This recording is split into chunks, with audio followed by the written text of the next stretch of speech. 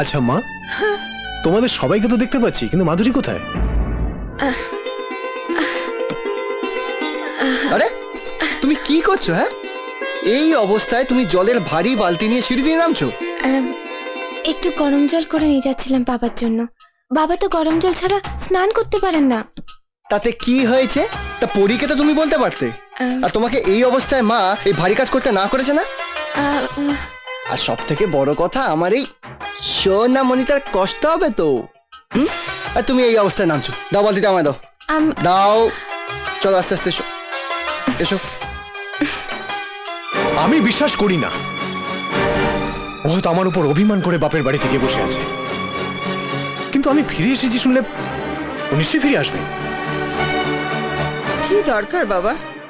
ও যদি বাপের বাড়িতে শান্তিতে থাকে তাহলে ওর ফিরে আসার দরকারটা কি? থাকুক না, তুই বরং ওকে ভুলে যা। মা, এসব কি বলছো তুমি? ভুলে যাব? তুমি হয়তো জানো না মা, যুদ্ধ চলাকালীন আমি মাধুরীকে এক মুহূর্তের জন্য ভুলে থাকতে পারিনি। বন্দি অবস্থায় হাজার নির্যাতন সহ্য করেছি আমি। আর আজ যে বেঁচে ফিরে এসেছি আমি, সেটা শুধুমাত্র তোমাদের আশীর্বাদ আর মাধুরীর ভালোবাসার জোরে। আমার মনে হয় তুমি ফিরতে একটু দেরি করে ফেলেছো। আমি কোনো কথা শুনতে চাই না বাবা। আমি যখন ফিরে এসেছি, মাধুরীকে তার বাপের বাড়ি থেকে এখানে ফিরে আসতেই হবে। আমি কালই সুন্দরপুর যাব।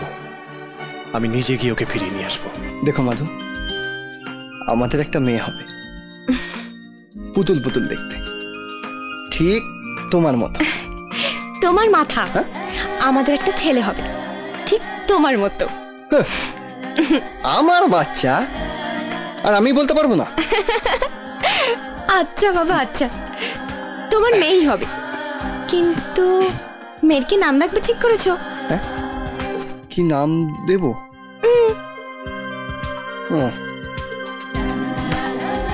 আমি নাম দেব মা থাকতে।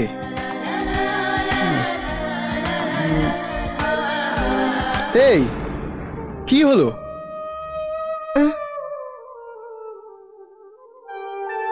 হঠাৎ করে বাবা মায়ের কথা মনে পড়ে গেল। আমাদের বাচ্চা হবে শুনলে বাবা মা যে কি খুশি হতো। আচ্ছা, এই কথা, ঠিক আছে, আমি কালই সুন্দরপুরে গিয়ে ওদের খবর দিয়ে আসবো। না না, একদম নয়, ওরা এমনিতেই আমাদেরকে খুঁজে বেড়াচ্ছে। তোমাকে ধরতে পারলে ওরা। কিচ্ছু হবে না। আচ্ছা, আমাদের সন্তান হবে আর বাবা মা জানবে না, তাই কখনো হয়?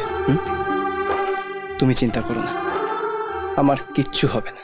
সবই তো শুনলে বাবা, ও মুখ বুজে সব সহ্য করেছে, কিন্তু একটা মেয়ের স্বামী না থাকায় দিনের পর দিন কি কষ্ট, কি যন্ত্রণা সহ্য করতে হয়েছে, সেটা আমি বলে বোঝাতে পারবো না বাবা। আমি মানছি যে আমার মা ওর উপর খুব অন্যায় করেছে, কিন্তু অন্য একটা ছেলের সাথে পালিয়ে গিয়ে তার থেকে অনেক বেশি অপরাধ করেছে মাধুরী। ওর নাম তুমি আমাদের এ বাড়িতে করবে না। ওই রাতের পর থেকে আমাদের মেয়ে আমাদের কাছে মারা গেছে। আমি কিন্তু বেঁচে থাকা মানুষকে মরে গেছে বলে মানতে পারি না। আইনত কিন্তু এখনো আমার স্ত্রী,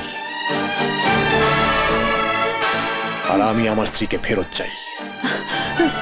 আর এর জন্য আপনাদের সুন্দরপুর গ্রামের পঞ্চায়েতকে বিচার করতে হবে।